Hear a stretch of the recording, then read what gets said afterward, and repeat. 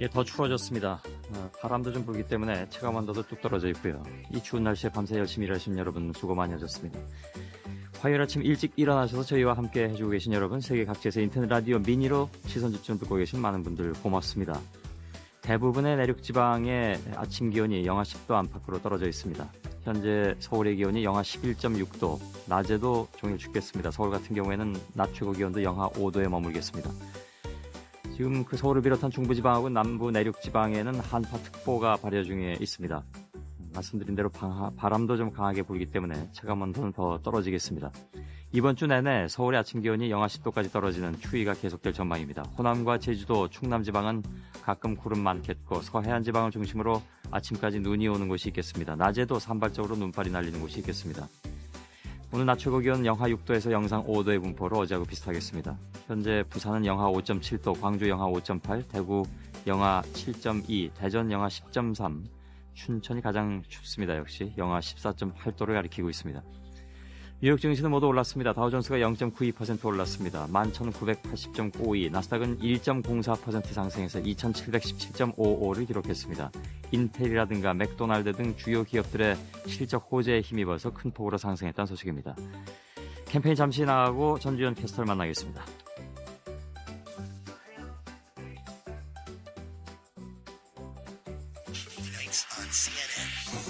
مشاهدينا مع الجزيرة هذا الصباح.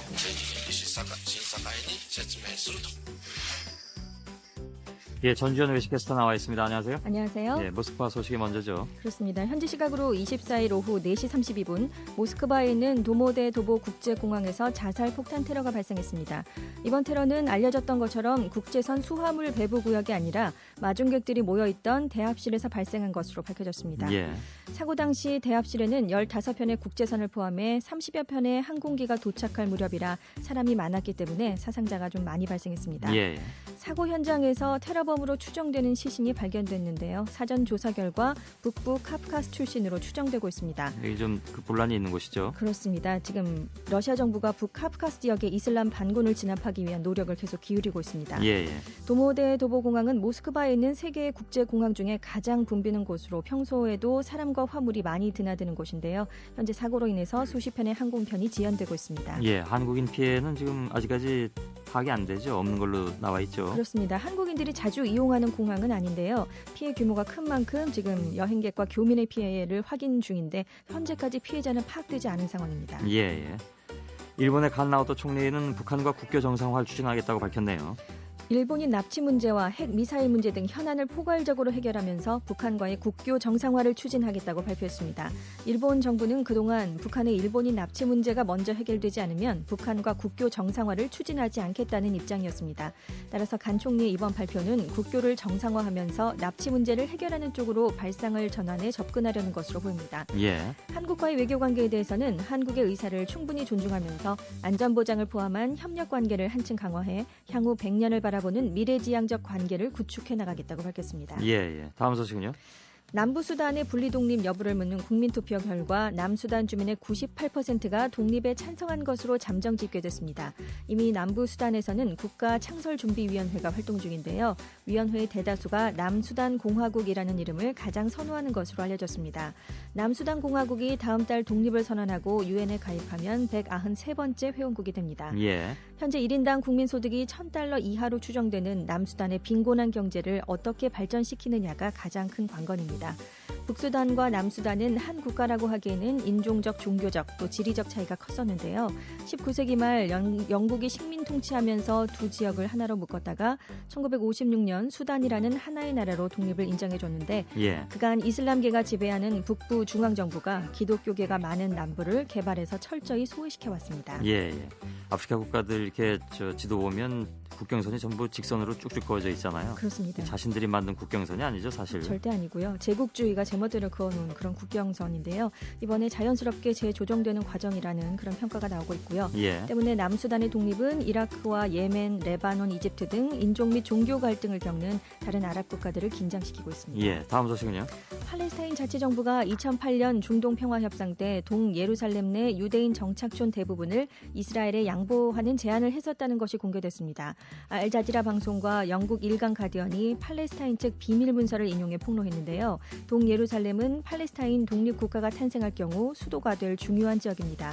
팔레스타인 자치정부는 이스라엘이 건국하면서 해외로 쫓겨난 팔레스타인 난민과 후손들이 이스라엘로 돌아올 수 있는 수를 제한하는 비밀 제안도 했었는데요. 이 경우에 대다수 난민의 재정착 가능성은 크게 낮아집니다. 알자지라는 1999년 이후 미국이 중재한 중동 평화협상과 관련된 1,700여 쪽의 기밀 문서를 26일까지 추가로 공개하겠다고 밝혔는데요. 따라서 팔레스타인 자치정부는 물론 협상을 중재해온 미국이 난처한 입장에 놓을 것으로 보입니다. 팔레스타인 쪽에서는 뭐라고 얘기하나요? 지금 문서 일부가 조작됐다면서 이번 폭로는 사실이 아니라고 즉각 반응을 내놨습니다. 다음 소식은요? 긴축 재정으로 베르사유 궁전의 일부가 호텔로 문을 열게 됐습니다. 내년 봄쯤 베르사유 궁 본관에서 약 100m 떨어진 금고 건물이 객실 22개짜리 호텔로 문을 엽니다. 숙박비는 1박에 $950, 우리 돈으로 약 106만 원인데요. 역시 비싸군요. 그렇습니다. 또 베르사유 궁이 직영하는 인터넷 쇼핑몰에서는 마리 앙뚜아네트가 사용하던 것과 똑같은 모양의 식기를 판매하고 있습니다. 요즘 유럽 정부들이 긴축 재정으로 지출을 줄이면서 박물관과 미술관들에 대한 보조금을 대폭 줄였기 때문인데요. 따라서 새로운 수입원을 찾기 위해서 박물관 외벽을 광고로 꾸미고 또 전시 공간을 상업적인 홍보 공간으로 대여하는 경우도 많아졌습니다. 프랑스는 약 500개 문화기관에 대한 보조금을 올해 5% 정도 더 줄일 예정이고요. 네덜란드도 앞으로 4년 동안 예술 관련 예산을 20% 삭감하기로 했기 때문에 유럽 박물관과 미술관의 공간 세일즈는 점점 확대될 전망입니다. 수고하셨습니다. 감사합니다. 전주현 캐스터였습니다.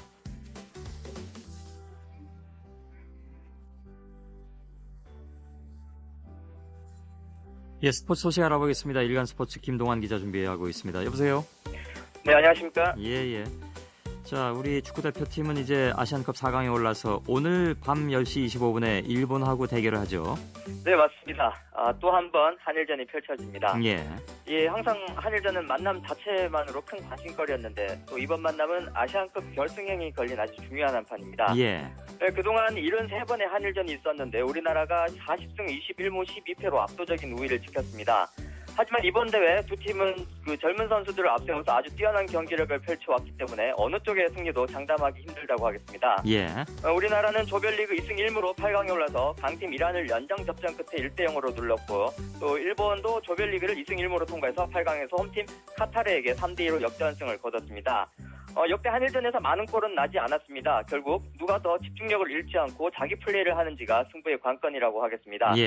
우리로서는 일단 일본보다 하루 덜 쉬었다는 또 핸디캡이 있고요. 8강에서 연장전까지 가는 그런 접전을 펼쳤기 때문에 체력 부담을 빨리 극복하는 것이 숙제라고 하겠습니다. 되게 이제 한두 골 차가 나기 마련인데 네네. 오늘도 이렇게 접전이 벌어질 것으로 예상이 되는군요. 네. 우리하고 스타일이 좀 비슷하다면서요. 일본 팀도 플레이하는 게. 네, 그렇습니다. 두 팀 다 세대 교체에 성공하고 있다는 것, 또 똑같이 4-2-3-1 전술을 쓰면서 중원 싸움에서 강점을 갖고 있다는 것도 닮았습니다. 특히나 그 팀의 중심인 박지성 선수와 혼다 게이스케 선수의 자존심 대결이 아주 재밌을 것 같고요. 또 신예 돌풍을 일으키고 있는 구자철 선수와 카가와 신지 선수의 기싸움이 아주 또 재밌을 것 같습니다. 구자철 선수와 카가와 선수 의심의 여지 없이 이번 대회가 낳은 최고의 스타라고 할 수 있겠는데요. 21살의 동갑내기이고 또 뛰어난 개인기와 패싱력, 슈팅 능력을 보여주면서 한 몸의 주목을 받고 있는 선수들입니다. 구자철 선수가 섀도우 스트라이크로 나서서 보다 좀 적극적으로 공격을 하면서 4골, 도움 2개를 기록하고 있는 반면에 측면 공격수인 카가와 선수는 패스에 보다 주력하면서 2골, 도움 2개를 기록하고 있습니다. 그리고 두 팀 허리 싸움도 볼만하겠는데요. 우리 수비형 미드필더인 기성용 선수와 이용래 선수가 경기를 거듭할수록 완벽한 호흡을 보여주면서 경기 주도권을 잡아왔는데요. 또 일본의 베테랑 조합인 엔도 야스히코 선수와 하세베 마코토 선수의 경기 조율 능력 역시 만만치 않습니다. 아주 박빙일 것 같습니다. 비슷한 스타일의 팀이 이렇게 그냥 정면 대결을 하니까 참 더 재밌을 것 같네요. 근데 우리 이정수 선수, 중앙 수비수 이정수 선수가 지금 더 경기에 나설 수 없는 그런 상황이라면서요? 경고가 누적돼가지고. 네, 그렇습니다. 조별리그에서 경고를 한 번 받았던 이정수 선수가 이란과 8강전에서 두 번째 경고를 받아서 일본과 준결승전에 나갈 수 없게 됐습니다. 그동안 가장 든든하게 중앙 수비를 맡아왔던 선수이기 때문에 우리로서는 적지 않은 전력 손실인데요. 또 이와 함께 짝을 이뤘던 곽태희 선수가 그 두 번의 페널티킥 허용으로 많이 위축돼 있는 상태입니다. 예. 그래서 조광래 감독이 중앙 수비수 조합을 놓고 아주 고민이 많은 상황인데요. 예. 현재로서는 곽태희 선수의 대타로 나와서 주전을 굳히는 황재원 선수가 한 축을 담당하고요. 그 파트너로 과연 젊은 홍정호 선수를 내세울지 아니면 곽태희 선수한테 한 번 더 기회를 줄지 둘 중 하나를 택할 것 같습니다. 예. 홍정호 선수나 곽태희 선수 모두 황재원 선수와 마찬가지로 키가 크다는 장점이 있긴 하지만 스피드가 떨어지고 호흡을 많이 맞춰보지 않은 조합이라는 데서 좀 걱정이 따르긴 합니다. 예. 그래서 안정감을 위해서 조영영 선수 카드를 또 꺼내들 수도 있습니다. 예. 박지성 선수는 저희가 지난번에 얘기했습니다만은 지난번에 이제 이란한테 이겼기 때문에 오늘 일본전에 나서면서 센츄리 클럽에 가입을 하게 되죠? 네, 그렇습니다. 대표팀 간판인 박지성 선수가 오늘 일본과 4강전을 통해서 A매치 100경기를 딱 채우게 됩니다. 예. 이번 대회를 끝으로 대표팀 은퇴를 예고했기 때문에 만약에 8강에서 졌으면 99경기로 끝날 수도 있었는데 일본을 상대로 100번째 경기를 장식할 수 있게 됐습니다. 예. 19살이던 2000년 그 아시안컵 예선을 통해서 대표팀 데뷔를 한 지 만 11년 만에 대기록을 세우게 된 건데요. 전 세계적으로 역사상 179명밖에 이루지 못한 기록입니다. 예. 한국 선수로는 차범근, 홍명보, 황선홍, 유상철, 김태형, 이훈재, 이영표 선수에 이어서 박지성 선수가 8번째입니다. 상당히 예. 많죠. 우리나라가 미국과 함께 가장 많은 보유국입니다. 꽤 많은 선수들이 있었네요. 네네. 예. 그만큼 실력과 성실함을 동시에 갖춰야만 이룰 수 있는 기록인데요. 박지성 선수 이번 대회에서 명성에 걸맞는 활약을 해주고 있지만 아직 골이 없어서 좀 아쉬운데 100번째 경기에서 그 첫 골을 터뜨려준다면 더 극적일 것 같습니다. 예. 다른 소식은 어떤 게 있습니까? 네네. 다른 소식은 어떤 게 있습니까? 예. 한국 스피드 스케이팅 최고 참인 이규혁 선수가 다시 한번 세계 정상에 올랐습니다. 어제 네덜란드 헤벨렌에서 끝난 세계 스프린트 스케이팅 선수권 대회에서 500m와 1000m 각각 두 번씩 레이스를 펼쳐서 합계 1위를 기록했습니다. 예. 그래서 대회 통산 4번째 종합 우승을 차지했는데요. 1차식에서 500m 1위, 1000m 4위를 기록했고요. 또 2차식에서 500m 역시 1위 올랐고 1000m 6위를 기록해서 오태범 선수를 제치고 1위를 차지했습니다. 예. 이규혁 선수 이 대회에서 2007년, 2008년, 2010년 우승을 거머쥔 바 있는데요. 작년 2월 밴쿠버 동계올림픽 때 다 기억하실 것입니다. 그 5번째 올림픽 도전에서도 금메달을 못 따고 나서는 안 되는 걸 알면서도 도전한다는 게 너무 슬펐다고 이렇게 자책해서 온 국민을 안타깝게 했는데 사실 그때 그 얘기 들으면서 이제는 그야말로 그 한 거성과 같은 선수가 이제 뒤로 밀려나는구나. 그렇게 생각했는데 이게 전혀 아니란 말이죠. 다시 또 이렇게 우뚝 서네요. 이규혁 선수가 정말 대단하다는 겁니다. 예, 또 예. 금세 추스려서 또 세계 스프린트 선수권대회에서 또 자기 정상임을 다시 한번 확인하는 그런 저력을 과시했습니다. 예. 수고하셨습니다. 네, 감사합니다. 김동환 기자였습니다. 여러분은 지금 성신여대 손석희 교수가 진행하는 시선 집중을 듣고 계십니다.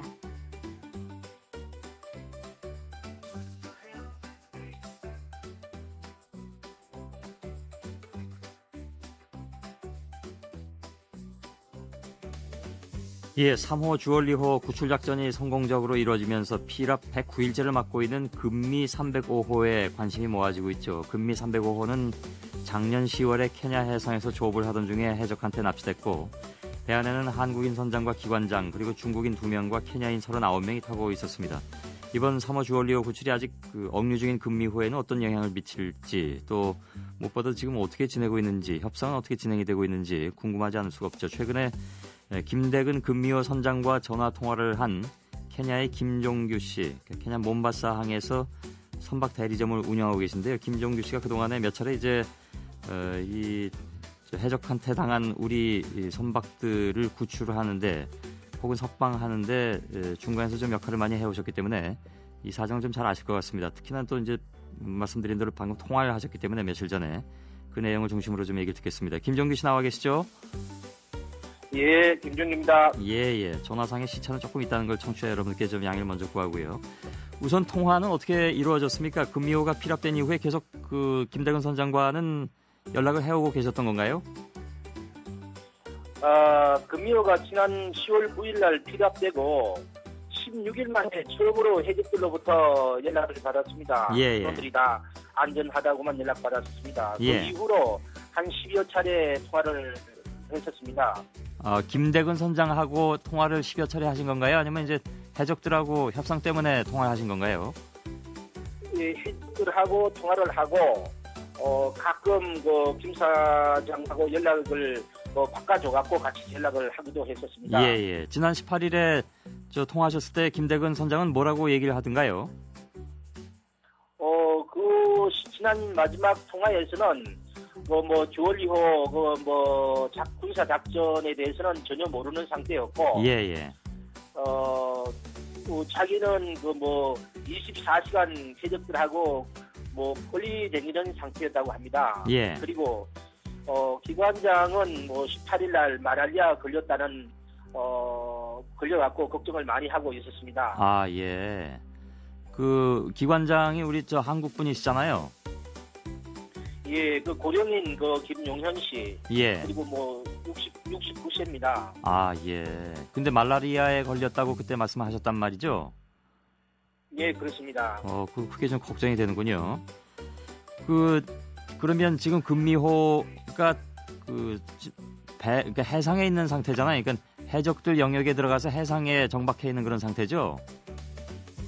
예, 해적들 소굴인 가라데라라는 항에 지금 여러 10여 척이 지금 피랍된 10여 척이 같이 있습니다. 예. 거기에 육상에서 한 3km 정도 떨어진 곳에 정박해 있습니다. 예.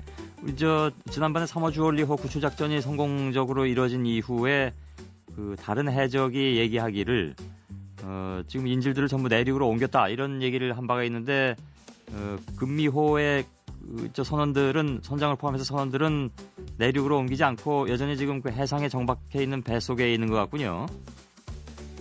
예, 한 반 정도 선원들이 전체가 배에 있는 건 아니고, 예. 배에 10여 명 있고, 예. 나머지는 육상의 인질로 잡혀 있습니다. 아, 그렇군요. 근데 선장하고 기관장은 배에 있을 테고요. 기관장님은 배에 있는 걸로 확인이 됐고, 예. 선장님은 해적들이 가는 곳마다 끌고 다니는 걸로 알고 있습니다. 아, 그런가요? 예. 그러면 구출 작전은 지금 상당히 그건 불가능해 보이는군요. 예, 지금 피랍이 돼갖고 해적 소굴에 들어가 있는 상태에서는 예. 구출 작전이라는 게 조금 어렵지 않나 생각됩니다. 예. 그럼 당초에 한 500~600만 불 정도의 몸값을 요구했다가 지금은 그게 한 10분의 1 수준으로 떨어진 걸로 알고 있습니다. 협상 과정이 어떻게 됐습니까, 그동안에? 종교 단체를 이용을 하고 소말리아 사람들을 이용을 해서 최대한 협조 협력을 해서 그렇게 한 10분의 1 가격으로 떨어진 겁니다. 예. 지금 선장께서 원래 이 금미수산의 대표이기도 하죠? 예, 그렇습니다. 예, 금미수산의 사장입니다. 금미수산이 지금 부도난 상태이기 때문에. 여보세요? 예. 김 사장이 여기 개척 사업으로 나와갖고 2005년도부터 개척 사업을 하다 보니까 예. 여기서 조금 경제적인 타격을 많이 받는 것 같습니다. 예. 그래서 해적들도 그걸 알고 지금 협상 액수를 대폭 줄인 걸로 알고 있는데 더 이상 그러면 거기서 진전이 없는 상태입니까? 예, 지금 현재 여기서 협상을 하고 그렇지만 여기서 협상금을 어디에서 충당할 길은 막연합니다. 예. 그렇군요. 근데 그 배에 실려 있던 물건들을 팔아서 한 30만 불 정도를 충당을 하고 나머지 20~30만 불 정도만 마련하면 된다. 이렇게 저희는 알고 있는데 그게 더 진전이 좀 어려운 모양이네. 거기서 더 진전하기가 좀 어려운 모양이네요. 예, 그렇습니다. 지금 배에 한 40톤 정도 대기가 있는데 예. 이게 지금 여기 상하지 않고 판다면은 한 20만 불 이상 정도는 되지 않을까 생각이 됩니다. 예. 그러나 그 이상 다른 돈을 마련하기도 좀 어려운 그런 상태다. 저희도 아무튼 그렇게 알고 있습니다. 근데 국내에서 이제 그런 얘기도 납니다. 이번에 생포된 해적이 5명이 있는데 이 5명과 금미호 선원을 맞교환하는 방안, 이 얘기가 나왔는데요. 국방부 장관도 한번 그걸 추진해보겠다라는 얘기가 국회에서 나오기도 했습니다. 근데 해적들마다 조직이 다를 가능성도 있고 그게 혹시 가능하리라고 보시는지요? 예, 그건 해적들은 그게 뒤에 배후 세력이 있어갖고 예. 그놈들하고 행동 대원들하고는 별개 문제인 것 같습니다. 예. 배후 세력들은 저 행정 대원들을 중요시 여기지 않고 예. 자기들은 돈을 위주로 하는 목적을 가지고 있기 때문에 예. 그것은 저 협상에 응하지 않지 않을까 싶은 생각도 들고 예. 저희들이 여기 저 케냐에 한 110년 가까이 되는 그 해적들이 케냐 형무소에 현금되어 있는데 예. 저희들이 안 그래도 자기 그룹부터 필요한 사람이 있다면은 한 3-4명 정도 빼갖고 그거 주고 예. 금요 수능만 좀 보내주라고 몇 번 접촉이 있었습니다. 예. 그런데 자기는 그런 거하고 상관없이 고기와 배도 문제가 그런 건 저거들 갖고 가고 그러지도 않고 예. 목적이 돈이기 때문에 돈만 요구해보고 있습니다. 예. 따라서 그 방법은 통하지 않을 가능성이 높다 이런 말씀이시군요. 예. 예, 힘들지 않을까 생각이 됩니다. 예. 알겠습니다. 여기까지 말씀 듣겠습니다. 고맙습니다. 예, 감사합니다. 예. 케냐의 김종규 씨였습니다.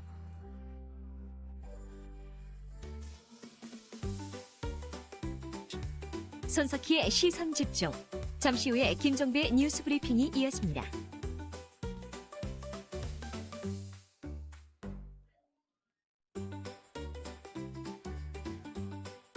작년 12월 21일에 경춘선 기차는 사라지고 복선 전철이 개통이 됐죠. 이렇게 되면서 이제 나이 지긋하신 분들이 춘천으로 많이들 가시는 모양입니다.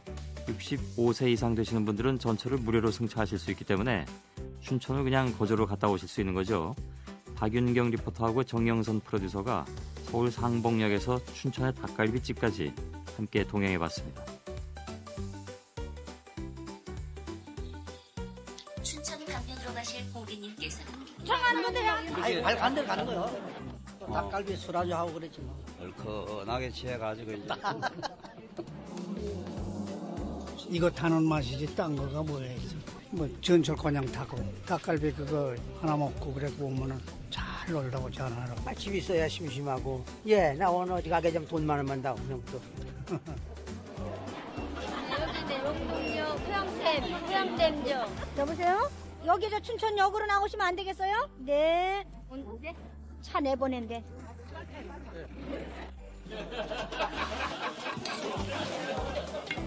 기다리신 손님, 4번 손님, 조금만 기다리세요. 그러니까 닭갈비 먹고 막국수 먹고 그래. 먹고 빙어해 먹고. 아, 잘 먹었어. 여기 오기를 네. 정말 잘했어요. 아, 감사합니다.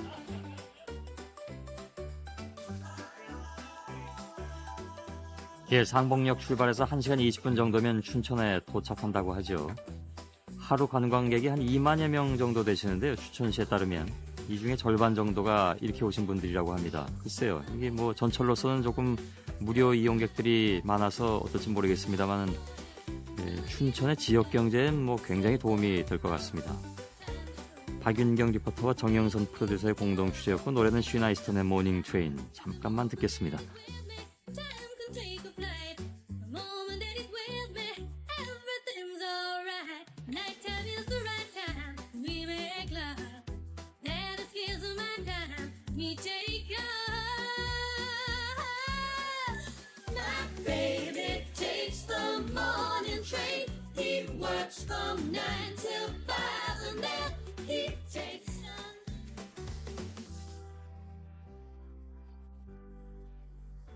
여러분께서는 지금 출근길 시사정보 프로그램 손석희의 시선집중을 듣고 계십니다. 어서 오십시오. 네, 안녕하세요. 예, 시사평론가 김종배 씨입니다. 네, 이 군이 청해부대의 해적 소탕 작전을 세세히 공개한 데 대해서 여야 의원들이 한 목소리로 비판을 했는데요. 예. 이 홍준표 한나라당 최고위원은 합참 내부 상황과 군사 기밀이 적나라하게 TV 화면에 비치는 것을 보고 참으로 걱정스럽다는 생각이 들었다 이렇게 말한 다음에 군 장성에 나와서 작전 내용을 소상히 브리핑하는 것은 군사 기밀을 스스로 폭로하는 것이다 이렇게 지적을 했습니다. 이진삼 자유선진당 의원은 국회 국방위 간담회에서 이성호 합참 군사지원본부장의 보고를 받다가 정신 나간 사람 아니냐, 보안 누설 제대로 하고 있구만 이렇게 말한 다음에 장군 출신이죠. 그렇습니다. 이렇게 기밀을 다 공개하고 앞으로 소말리아에서 유사작전을 하면 성공한다는 보장이 있느냐 이렇게 따졌습니다. 예. 김장수 한나라당 의원도 역시 군 출신이죠. 예, 국방장관도 지냈죠. 우리가 해적에게 우리의 대응과 전술 방법을 자칫 알려주는 게 아니냐는 우려가 있다 이렇게 지적을 했습니다. 이에 대해서 김관진 국방장관은 또 다른 인질 사건이 벌어졌을 경우를 생각하지 않을 수 없다면서 최대한 작전 보안에 유념하고 더 이상 자료가 나가지 않도록 유의하겠다 이렇게 말했습니다. 예. 뭐 오랜만에 쾌거이기 때문에 널리 자랑도 하고 싶겠습니다만 네. 과유불급이었던 것 같습니다. 그렇습니다. 한마디로 과유불급이고요. 예. 김관진 국방장관이 기자실에 들러서 우리가 잡은 해적들과 금미호를 납치한 해적들의 소속에 대한 정보를 먼저 파악해야 할 것이라고 전제한 다음에 예. 그 결과 서로 연관성이 있으며 교환할 가능성도 있다 이렇게 말했습니다. 조금 아까 현재 계신 분은 그럴 가능성은 별로 없어 보인다고 또 얘기를 했고요. 해적 입장에서는 이것이 또 나쁜 선례가 될 수도 있다라는 이런 판단도 할 수 있겠죠. 예, 예. 그리고 이제 기자들이 해적들의 한국 선박 공격 첩보가 있느냐 이렇게 이제 물어봤다고 합니다. 이에 대해서 김 장관은 그런 첩보가 있다고 대답을 했다고 합니다. 예, 예. 다음에 어떻게 우리가 또 대응할 것이냐 이것도 참 많이 생각을 해야 되겠군요. 그렇습니다. 그리고 이명박 대통령이 지난 23일 청와대 인근 안가에서 한나라당 고위 관계자들과 만찬을 갖는 자리에서 개헌 논의를 당해서 제대로 해달라고 말을 했다고 합니다. 조선일보가 보도를 했는데요. 예, 예. 이 대통령은 개헌 논의를 시작하게 되면 단순히 권력 구조 같은 문제만 논의해서는 안 된다. 기본권 조항이나 여성, 기후변화 등 헌법 조문 전체에 걸쳐 바뀐 세상에 맞는 구조와 내용이 되도록 해야 한다. 이렇게 말했다고 합니다. 예, 예. 이 대통령은 지난주에 이재호 특임장관, 임태희 대통령 실장과 따로 만나서 별도 협의도 가졌다고 하는데요.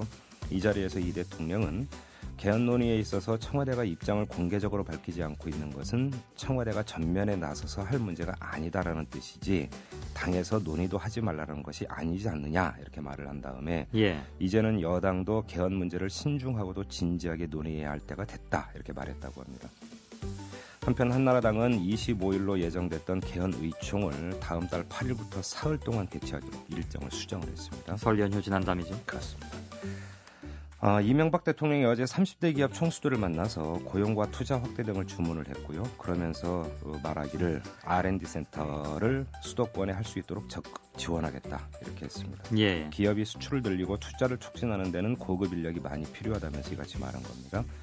그리고 이명박 대통령은 또 7월 시행 예정인 복수 노조법과 관련해서 불법 노조 활동이 묵인되지 않도록 해야 한다고도 말을 했습니다. 전경련은 30대 기업이 올해 113조 2천억 원을 투자할 계획이며 이 신규 고용은 11만 8천 명이 될 것이다 이렇게 밝혔습니다. 예. 한겨레 보도인데요. 학부모 교육운동 단체인 뉴라이트 학부모 연합이 5천여만 원의 정부 보조금을 부정수급을 했다고 합니다. 이 단체는 2009년부터 고용노동부의 예비 사회적 기업 일자리 창출 사업에 교복 재활용 사업을 하겠다면서 참여를 했는데 예. 그 뒤 2년 동안 8명의 직원이 실제로는 일하지 않았는데도 일을 한 것처럼 꾸며서 보조금을 빼돌렸다라는 겁니다. 예. 이 보조금을 직원이 월급 계좌에 입금한 뒤에 다시 돌려받는 방식으로 돈을 챙겼다고 하는데요. 이에 따라서 서울지방고용노동청 고용센터가 부정수급한 돈을 반환하라고 명령을 했지만 이 단체는 돈이 없다면서 거부를 했고요. 예. 그래서 고용센터가 단체 계좌를 압류를 해서 우선 300만 원을 받아냈다고 합니다. 예. 이에 대해서 이 단체의 김종일 대표는 직원들이 실제로는 사회적 일자리 사업과 관련한 일을 했지만 여러 가지 개인적인 사정 때문에 자신의 이름으로 월급을 받을 수 없었을 뿐 유용한 것은 아니다 이렇게 주장을 했다고 하네요. 예. 강원도 원주의 정경부대 소속 정경 6명이 선임들의 구타와 가혹행위에 반발해서 23일 새벽 4시 45분쯤에 근무지를 집단 이탈했다가 35시간 만에 복귀를 하는 일이 있었습니다. 전경 쪽에서 계속 이런 문제가 나오네요. 그렇습니다. 이들은 지난해 11월 입대한 동기들이라고 하는데요. 집단 이탈 후 원주 시내의 한 PC방에서 이메일을 통해서 서울경찰청에 구타 및 가혹행위를 신고를 했다고 합니다. 예. 이들의 주장에 따르면 선임병들이 이 경찰버스 안에서 의자 등받이에 허리를 붙이지 말고 꼿꼿하게 앉아서 절대 눈동자를 돌리지 말고 앞만 보라고 강요했다. 세면 시간은 선임이 정해줄 때만 하고 거울은 보지 못하게 했다. 점호가 끝나도 손은 무릎에 팔은 쭉 편 상태로 어깨를 귀 쪽으로 끌어올려 앉으라고 요구했다. 이렇게 밝혔다고 합니다. 예. 이들은 부대 복귀 후 받은 조사에서 돈을 주지 않는다는 이유로 구타를 당하고 점호가 끝나고도 가혹행위와 암기 강요 등에 시달려야 했다면서 이 부대는 한 번만 더 구설수에 오르면 부대가 해체된다는 이유로 사태를 축소하려 했다. 경찰청에서 그런 얘기가 실제로 나왔죠. 네, 이렇게 주장을 했다고 하는데 이 부대가 전력이 있습니다. 2005년도에도 알몸 진급식 등으로 정경 3명의 탈영을 해서 국가인권위원회의 조사를 받은 바가 있었습니다. 예. 그리고 서울경찰청이 폭주족 146명을 적발해서 이 가운데 이모 씨와 박모 씨 등 2명에 대해서 구속영장을 신청을 했고요. 나머지는 불구속 입건을 했는데 앨범까지 낸 바 있는 가수 겸 기타리스트 이모 씨는 은색 제네시스 쿠페 승용차를 몰고 이 제한 최고 속도가 60km인 왕복 4차로의 서울 남산 소월길을 140km로 질주를 했다고 합니다. 그건 저 꼬불꼬불한 길일 텐데요. 직선주로가 아닌데도 이렇게 했다는 건데요. 이 씨는 2009년 8월부터 지난해 7월까지 경찰 체증 카메라에만 69번 촬영이 됐다고 합니다. 예. 박모 씨는 지난해 10월에 인천 북항에서 드래그 레이스, 그러니까 차량 2대가 400m 직선 도로를 고속 질주해서 승부를 가리는 경주인데요. 예. 이 드래그 레이스를 벌이다가 중앙 분리대를 들이받았다고 합니다. 이 때문에 함께 타고 있던 여자친구 조모 씨가 허리뼈가 골절이 됐다고 합니다. 전치 12주의 진단을 받은 일이 있었다고 하는데요. 예. 이번에 적발된 폭주족들을 보면은 현역 프로야구 선수, 프로 골퍼, 성형외과 의사, 현역 대위, 국립대 시간 강사가 있었고요. 예. 20대 가정주부와 고등학교 2학년 학생도 포함이 되어 있었다고 합니다. 예. 모 기업체 대표 신모 씨 부부는 드래그 레이스에 나서면서 초등학생 딸에게 깃발을 들고 수신호를 보내도록 하는 이런 일까지 했다고 합니다. 예. 여성가족부가 지난해 8월부터 10월까지 전국 2,500가구 4,754명을 면접조사를 했는데요. 그 결과 배우자 부모에 대해서 50.5%만이 가족이다 이렇게 대답을 했다고 합니다. 예. 그럼 가족이 아니면 이들은 뭡니까? 그러게요. 그 2005년에 1차 조사가 있었는데 이때는 79.2%가 가족이라고 응답을 했으니까 불과 5년 만에 상당히 많이 지금 이 의식이 낮아진 것이 되겠는데요. 또 친가와 외가의 차이는 크게 줄었다고 합니다. 친손자녀와 외손자녀를 우리 가족이라고 답한 비율이 11.2%포인트 격차를 보였거든요. 2005년에는. 근데 이번에는 2%포인트로 줄어들었다고 합니다. 예. 이 맞벌이 부부는 집안일도 똑같이 나누어서 해야 한다는 질문에 대해서 남성은 5점 만점에 3.5점, 여성은 3.7점으로 비슷하게 지지는 했습니다만 실제로는 달랐다고 합니다. 가사노동의 80% 이상을 여성이 담당하는 것으로 나왔다고 하는데 말로만이군요. 그렇습니다. 이 때문인지 다시 태어나도 현재의 배우자와 결혼하겠다고 답한 비율이 남성은 50.6%였으나 여성은 30.5%였다고 합니다.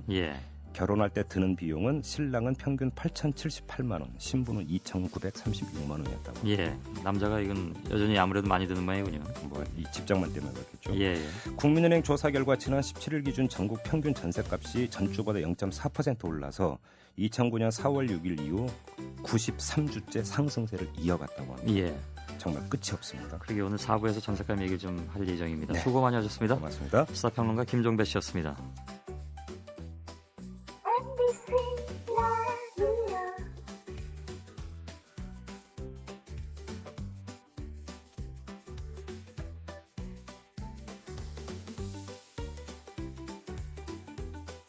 증세 없이 무상복지가 가능할 것인가 이 문제를 놓고 요즘 민주당이 좀 시끄럽습니다. 무상급식에 의한 무상의료, 무상보육 여기에 이제 등록금 반값 3+1이라고 하는데요.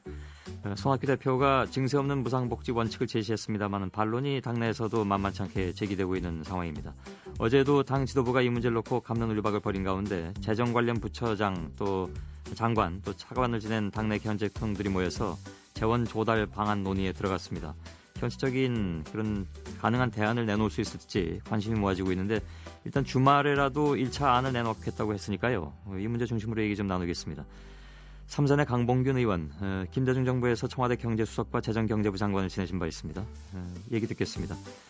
당내에서는 이 문제에 대해서 좀 반론 제기하는 쪽에 속하는 분이죠. 여보세요? 네네, 강봉균입니다. 예, 안녕하셨습니까? 네네. 우선 제가 보니까 2012년 총선하고 대선의 최대 이슈가 복지가 아니라 재정 건전성이어야 된다 이런 입장을 갖고 계신 걸로 알려졌습니다. 네네. 예, 그건 어떤 내용인지 좀 우선 좀 풀어주시겠습니까? 뭐 선거에서 표를 넣는데 역시 복지가 중요하겠지요. 예. 근데 이제 저는 경제를 오래 한 사람 입장에서 재정 건전성이 앞으로 수년 내에 더 중요한 문제로 보인다 이런 얘기를 했던 거예요. 예. 그 이유가 뭐냐면은 지금 이게 미국을 비롯한 여러 나라들이 세계적인 금융위기 수습한다고 그래서 재정을 아주 적자를 막 늘렸지 않습니까? 예. 풀린 돈이 많기 때문에 지금 세계적인 인플레 압력이 막 밀려오고 있단 말이에요. 예. 이런 거가 앞으로 수년간 가지 않을까 이런 걱정이고요. 예.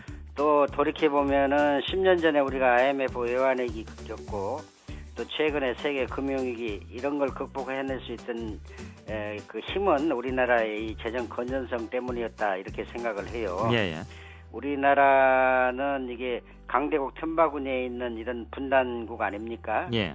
그러니까 그러면서도 개방 경제를 유지해야 하는 이런 작은 나라이기 때문에 재정 즉 나라 살림이 튼튼해야 살아남을 수 있는 나라다 이런 저는 평소에 생각을 가지고 있어서 얘기를 한 거예요. 예, 재정 건전성에 대해서 늘 이것이 문제다라는 것은 인식은 다 물론 하고 계신 것 같은데요. 네네. 아마 그거 다 아시겠습니다만 선거에서 이슈로 내세우기에는 재정 문제는 당장 피부에 와닿기보다는 한 겹 더 생각해야 되는 문제고 복지는 바로 이제 피부에 와닿는 문제이기 때문에 이슈화시키기도 쉽고 해서 당장 이슈가 되는 것 같습니다. 아니 제 뜻은요. 예.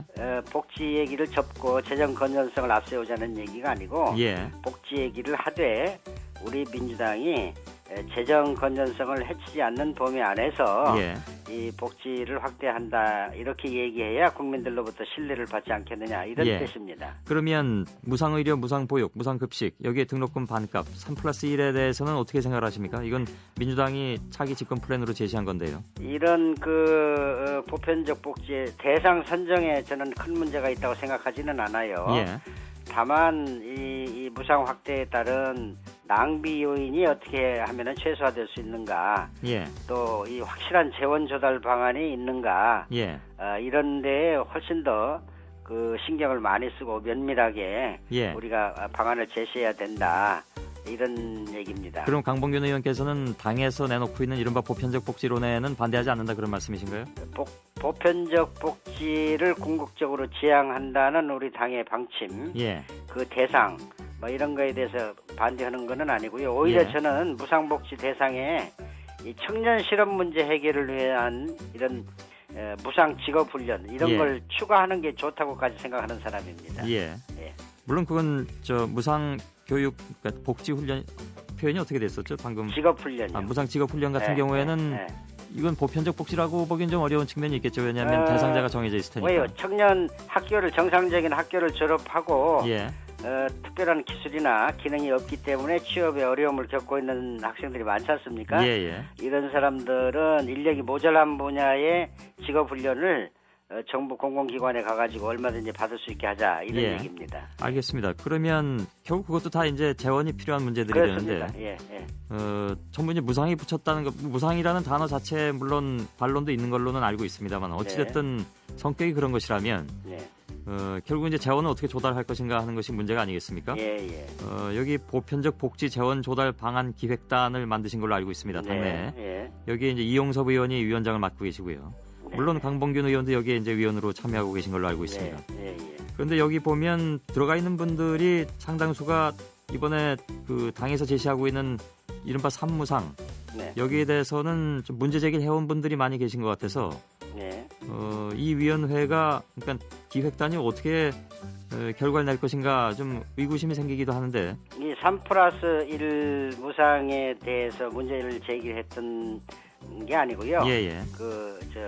정부에서 일했던 사람들이라고 그래서 문제 포인트는 뭐냐면은 과연 이것을 우리가 약속을 하고 실천을 할 만한 재원이 확실한가 이런 문제. 그러니까 만약에 재원이 너무 무리하다면은 오히려 이 무상 복지의 범위를 조금 줄이든지 아니면은 그 추진 속도를 좀 단계적으로 하든지 이런 얘기를 한 겁니다. 알겠습니다. 그럼 이렇게 정리하죠. 그러니까 재원 조달이 여의치 않을 경우에 뭐 여의하다면 3+1은 그냥 가는데 여의치 않을 경우에는 조정이 있어야 된다.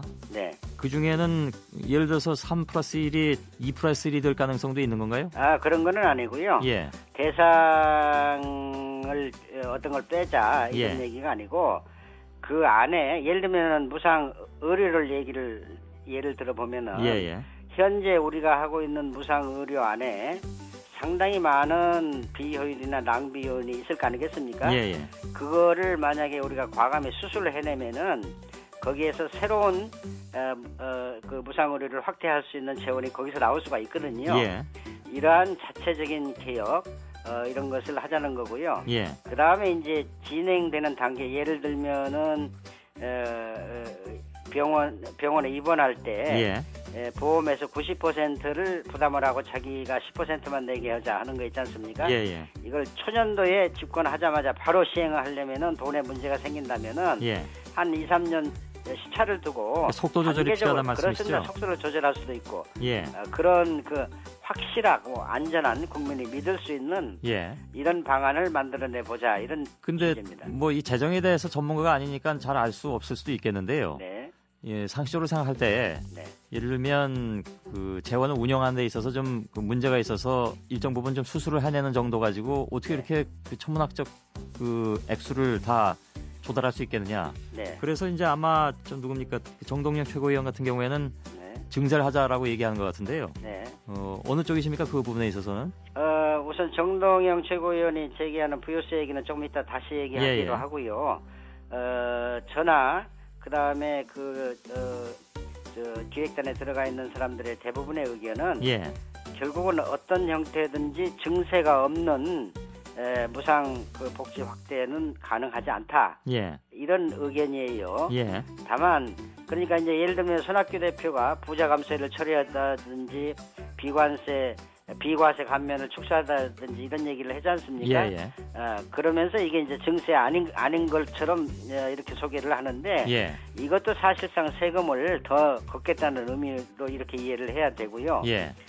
지금 조세 부담률이 이 MB 정부가 집권한 이후에 GDP의 21%에서 19%로 2%포인트나 떨어졌어요. 이거는 이 지금 고령화 복지사회 추세에 역행하는 잘못된 거기 때문에 정상 회복을 시켜야 될 것 같고요. 그 다음에 새로운 세금을 신설하거나 특정 세금의 세율을 급격히 높이지 않더라도 우리가 조세 부담률은 앞으로 한 2, 3%는 올라가야 되겠다.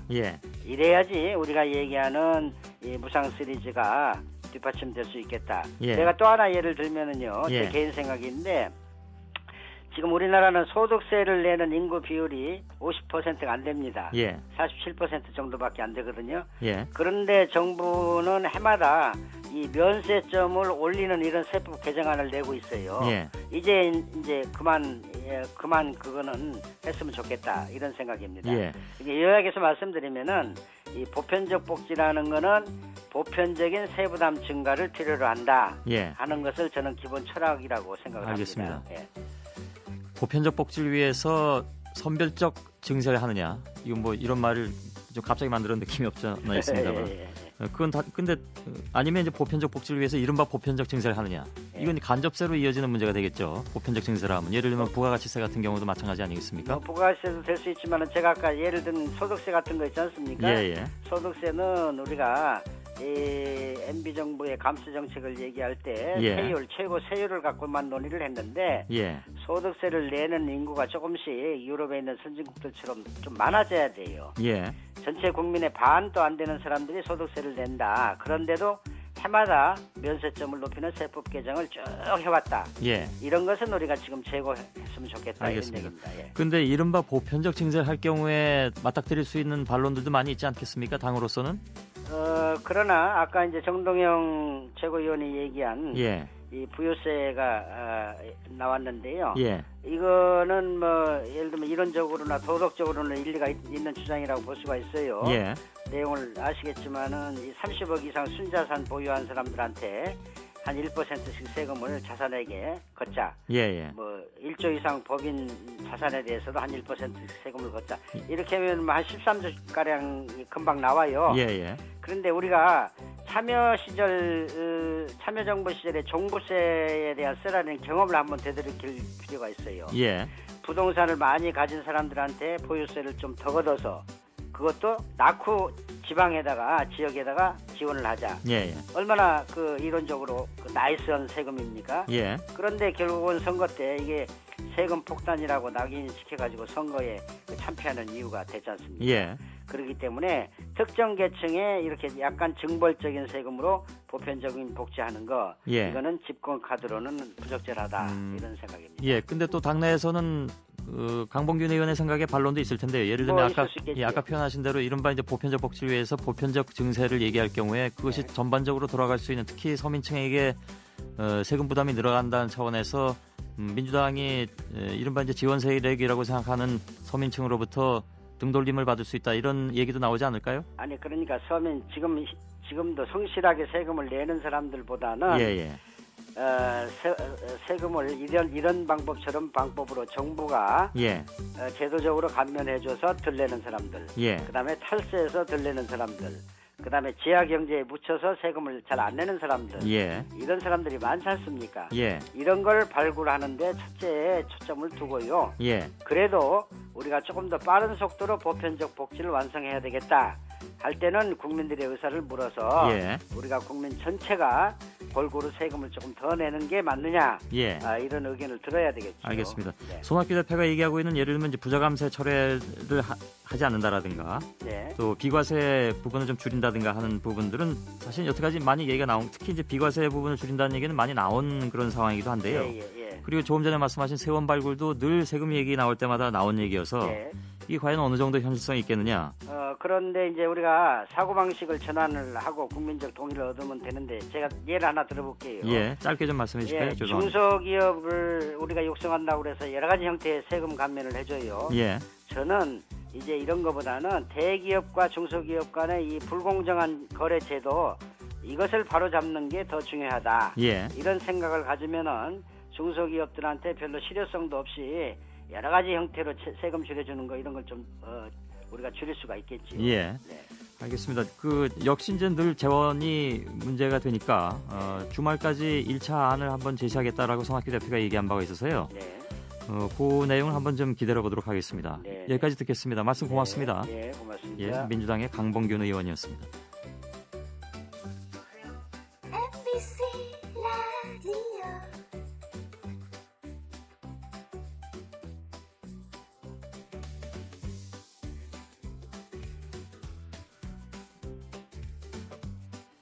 예, 지난 13일에 정부가 전월세 안정 대책을 발표한 이후에 열흘이 넘게 이제 지났는데요. 전셋값은 여전히 또 상승세라는 소식이 나오고 있네요. 정종환 국토부 장관이 당시에 지금 이제 내 책상 서랍에는 아무것도 없다. 추가 대책이 없음을 강조한 상황이었기 때문에요. 과연 이제 이 상황이 어떻게 또 진행이 될지 참 걱정스럽기도 합니다. 조명래 단국대 사회과학대 교수를 연결해서 조 교수님의 생각을 좀 듣도록 하겠습니다. 어제였던가요? 민주당의 전월세 대책특별위원회가 회의를 열어가지고 논의를 진행했다고 하고 민주노동당도 전월세 상한제 도입을 위한 서명운동에 들어갔는데 특별히 상한제 도입에 대해서 의견들이 많이 있는 것 같습니다. 이 문제 중심으로 얘기를 나누겠습니다. 조 교수님 나와 계시죠? 네, 안녕하세요. 예. 제일 논란이 되는 것이 이제 전월세 상한제인데요. 네. 국토해양부 쪽에서는 이게 좀 그 난색을 표하는 것 같습니다. 그러니까 당장 효과가 있을지 모르겠지만 이게 이중 가격을 형성하거나 해가지고 오히려 이제 서민들한테 피해를 줄 것이다. 네. 그리고 이제 집주인 하기도 어렵다 이런 얘기가 또 나올 것이기 때문에 여러 가지로 좀 현실성이 없다라는 얘기가 나왔는데 어떻게 생각하십니까?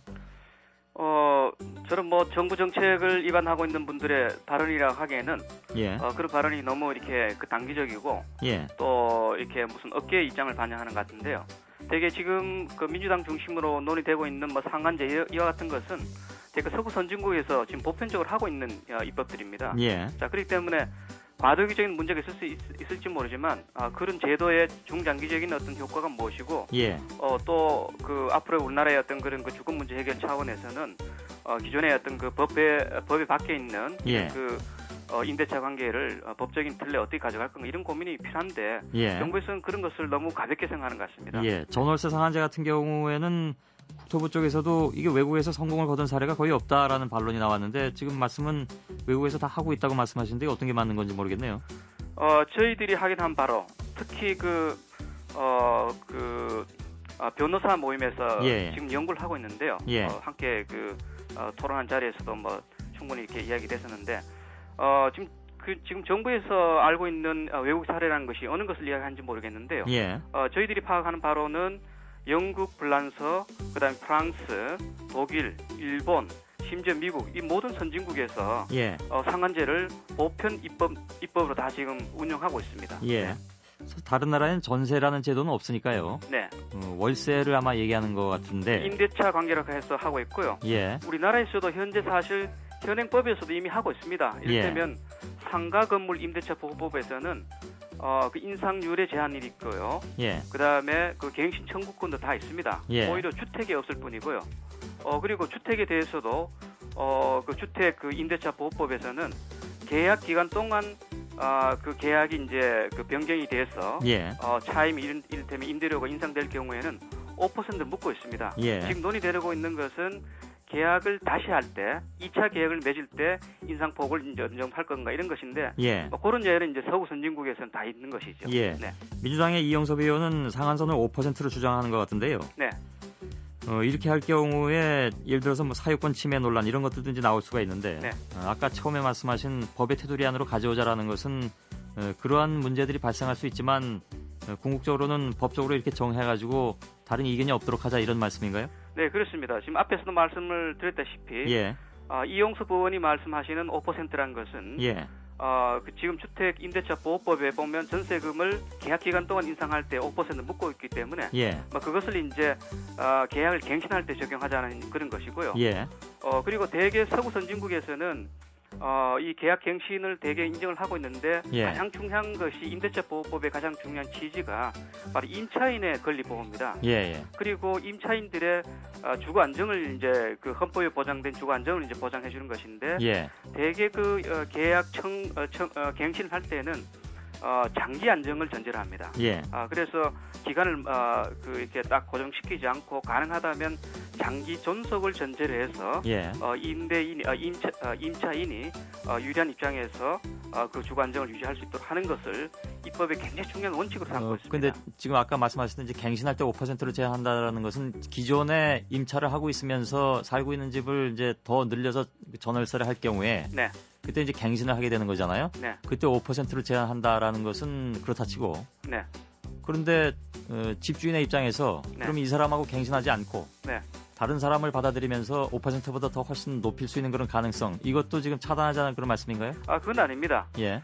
지금 독일 같은 경우에는 뭐 독일을 포함해서 대개 서구 선진국에서는 임차인에 대해서는 계약 갱신 청구권을 인정을 해주고요. 예. 그다음에 임대인 집주인에 대해서는 갱신을 거절할 수 있는 권리도 동시에 대등하게 줍니다. 예. 그렇게 해서 그럼 그 두 가지가 부딪힐 텐데 어떻게 해결합니까? 그것은 뭐 법적으로 가령 대개 이제 서구 유럽의 경우에는 갱신을 거절할 수 있는 사유를 이렇게 법상에 명시를 합니다. 예. 그래서 그 요건에 맞으면 가령 뭐 재건축을 해야 되거나 예. 유리하게 뭐 집을 이제 수리를 해야 되거나 할 때는 예. 이제 정당한 사유가 있을 때는 대개 이제 거절할 수 있도록 하고 있고요. 그럼 그건 누가 판단을 해줍니까? 그건 이제 그 법상에 여러 가지 이제 열거하고 있습니다. 예. 열거하고 있고. 그래서 그게 맞지 않을 경우에는 소송으로 갈 수도 있다 그런 그렇죠. 말씀인가요? 그럴 경우에는 대개 이제 그 유럽의 경우에는 임대료를 조정하는 위원회가 있는 것이죠. 그래서 임대료 조정위원회 뭐 예, 예를 들자면 이런 건가요? 예, 그렇습니다. 우리는 그게 없잖아요, 그죠? 우리는 지금 전혀 없는 것이죠. 예, 그럼 그것도 있어야 지금 말씀하신 제도가 통용될 수 있다는 말씀 아닌가요? 그렇죠. 제가 아까 말씀드렸다시피 예. 임대차 보호법을 제대로 만들어서 예. 모든 전세 같은 경우에는 지금 우리나라에서만 유일한 제도이기 때문에 법적인 틀로 가져가자는 것이고 예. 그 틀을 구성하는 것이 그 상한제뿐만 아니라 예. 그다음에 갱신 청구권, 갱신 거절권, 그다음에 등록제, 그다음에 이제 관리위원회, 그다음에 적정 임대료 뭐 이런 예. 등등을 다 점진적으로 다 만들어 가야 되겠죠. 예. 네. 그게 다 그 법적 절차를 필요로 하는 것들이네요. 국회에서 입법돼가지고 거기서 통과돼야 되는 그런 문제들인가요? 네, 그렇습니다. 지금 상가 같은 경우에도 법을 보게 된다면 민법의 특례라는 표현을 쓰고 있습니다. 예. 그래서 민법의 특례로서 임대차를 이제 구체적으로 예. 권리관계 규정한 이런 것이기 때문에 뭐 우리나라에도 지금 있기 때문에 그것을 주택에 적용하는 정도의 예. 의미가 있는 것이죠. 알겠습니다. 그럼 뭐 지금 분양가 상한제도 어차피 있긴 있으니까 전월세 상한제가 있지 말란 법은 없는 거겠죠. 네, 근데 그렇습니다. 네. 부작용으로서 시행 이전에 전세값이 대폭 올라갈 가능성, 물론 이건 단기적일 수도 있겠습니다만 그런 부작용도 일단 있어도 감내는 해야 된다 그런 말씀인가요, 그러면? 네, 그렇습니다. 뭐 그거는 뭐 비단 이 제도의 특성이라기보다도 예. 모든 제도가 대개 이제 사회적 문제가 있기 때문에 대응을 이제 해가는 것으로 마련되는데 예. 그 경우는 대개 다 문제가 있는 것이죠. 이를테면 뭐 주택이 부족하면 신도시를 이제 정부가 짓는데 신도시를 건설할 때 보면 항상 부동산 가격이 폭등을 하죠. 예. 그 경우는 이제 정부가 뭐 이제 이 부동산 일종의 그 거래 제한을 하거나 하는 예. 등의 조치를 취하듯이 이것도 과도기적으로 그 임대료가 많이 폭등하게 되면 뭐 소급 입법을 하거나 예. 여러 가지 일종의 그 과도기 조치를 할 수 있고요. 독일 같은 경우에는 이것을 대한 천편일률적으로 적용하는 것은 아니고요. 예. 특히 주택 부족률이 3% 이상인 지역에 대해서만 그 적용하고 있는 막 그런 실정을 알 수 있는데 예. 우리나라에서도 현실을 이제 여러 가지로 예측을 해서 뭐 그런 차등 적용도 가능한 것이죠. 예. 네.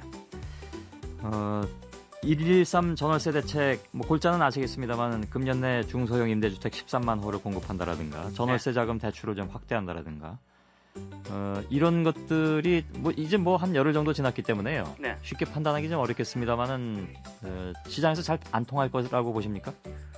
그렇습니다. 최근에 이 전세가가 상승하는 원인을 보게 되면 예. 뭐 주택 공급이 부족한 측면도 있고요. 그다음에 이제 그 전세 소유자들이 주택을 살려고 하지 않는 그런 측면도 있고요. 예.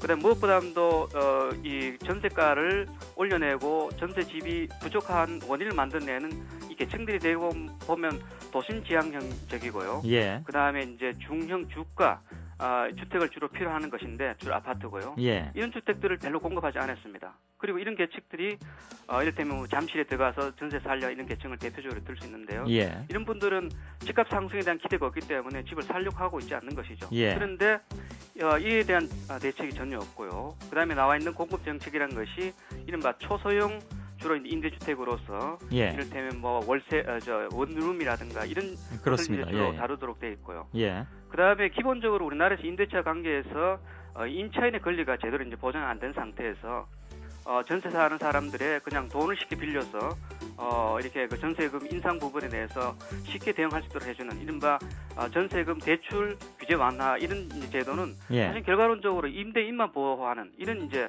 한계를 갖고 있는 것인데 예. 이번 대책에서는 전반적으로 공급자라든가 그다음에 임대인을 위한 정책이지 예.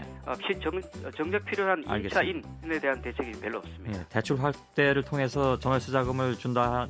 그게 결국 이제 그 빚이 되는 것일 테고요. 네, 그렇습니다. 임차인에게는 그 돈은 결국 이제 임대인한테 들어가는 것이기 때문에 그래서 아마 지금 그렇게 말씀하신 것 같습니다. 예. 예, 오늘 여기까지 듣겠습니다. 말씀 잘 들었습니다. 네, 고맙습니다. 예, 당국대 사회과학대 조명래 교수였습니다.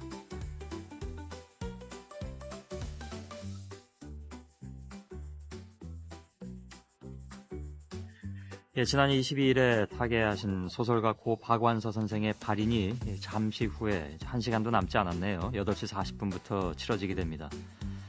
박완서 선생의 조남 앞에는 늘 한국 문단의 거목, 한국 문학의 친정어머니 이런 그 수식이 붙기도 하지만 소설가인 동시에 한국인 최초의 유니세프 친선대사로 20여 년 동안 직접 발로 뛰면서 난민촌의 아픔을 보듬기도 했습니다.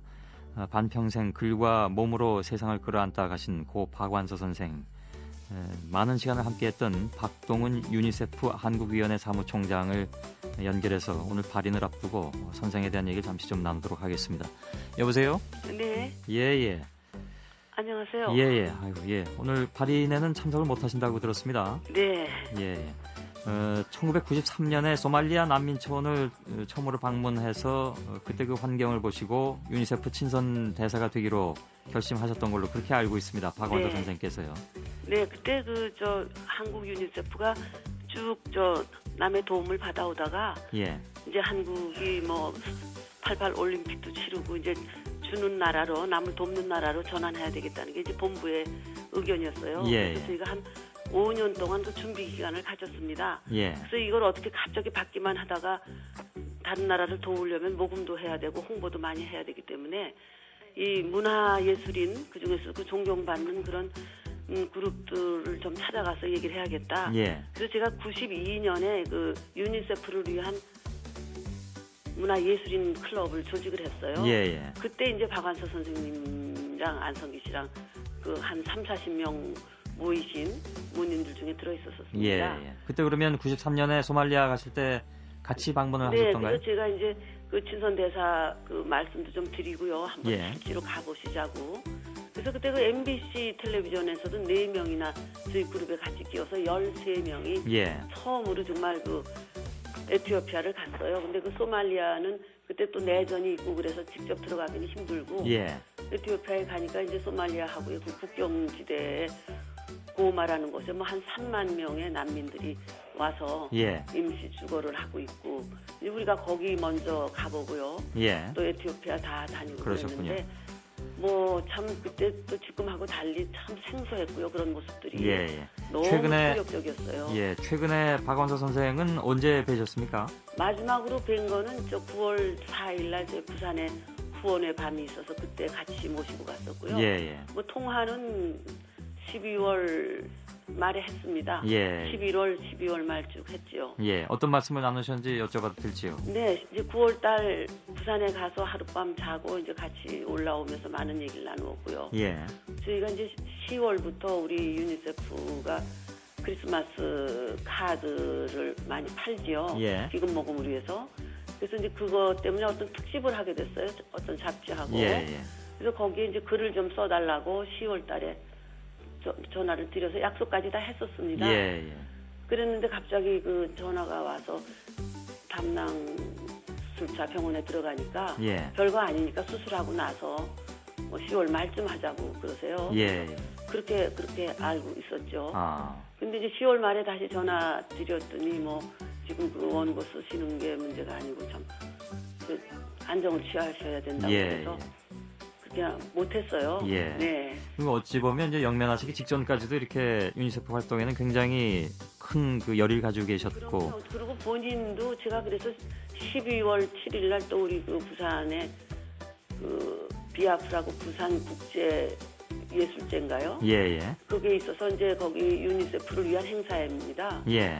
거기 같이 가시자고 작년에도 같이 가셨기 때문에 예, 예. 제가 참 제겁에도 그렇게 12월 7일 날 내려가는 걸 6일인가 며칠 전에 전화를 드렸어요. 그때까지는 전혀 그러니까 예상을 못 하셨던 거잖아요. 회복 단계에 있는 걸로만 알았죠. 예, 예. 가까이서 뵌 박원서 선생님 어떤 분이셨을까요? 뭐 우리가 모두 다 알고 있긴 합니다만. 네, 20년 동안 아유 참 뭐 그분은 그냥 참 너무 인자하시고 예. 또 그 작품도 많이 쓰시고 참 소설이 막 인기를 얻고 이제 이러는데도 그 되게 그 문인이나 그 소설가들이 갖는 무슨 괴벽성이라든가 이런 게 너무 없는 분이세요. 예, 예. 그냥 한결같고 인자하시고 그래서 그분 하시는 말은 뭐 그렇게 말이 많으시지도 않으셔요. 예, 예. 나중에 이제 터놓고 뭐 이렇게 한가한 시간에 수다는 좀 떨고 그러지만 넘치지도 않고 모자라지도 않는 그런 분이세요. 예, 예.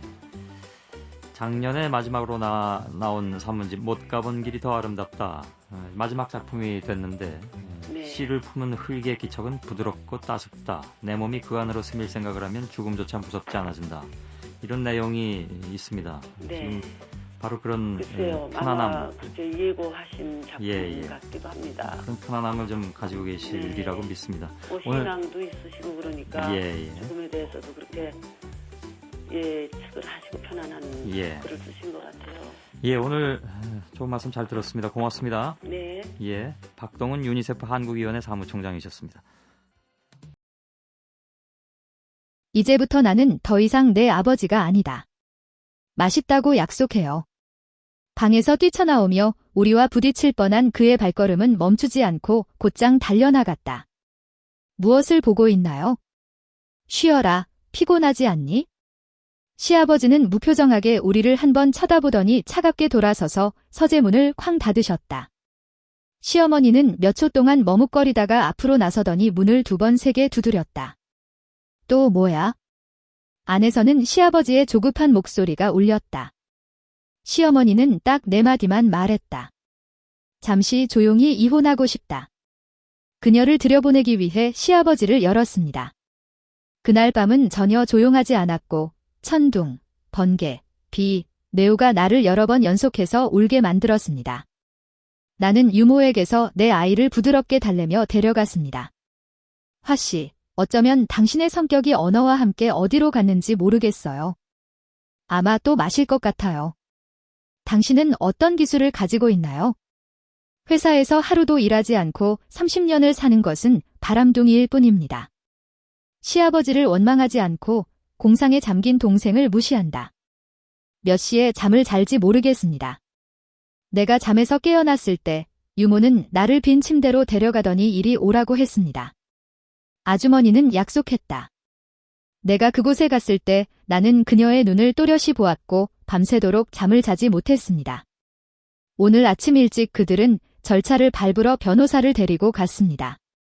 논의가 완료된 것 같습니다. 노부인은 아직 기다리지 않고 약속했습니다. 나는 물었다, 말했다. 시아버지는 수년 동안 이혼을 거부했습니다. 이번에는 왜 동의했나요? 저 여자가 내 뒤에 꼼수를 갖고 있어서 그런 건 아니겠지? 정말 간과되었습니다. 과거에도 그런 사실을 알았으니 조기에 없애야 합니다. 노부인은 약속하고 고개를 저으며 한숨을 쉬었습니다. 사실 리더 DM이의 레벨은 낮지 않습니다.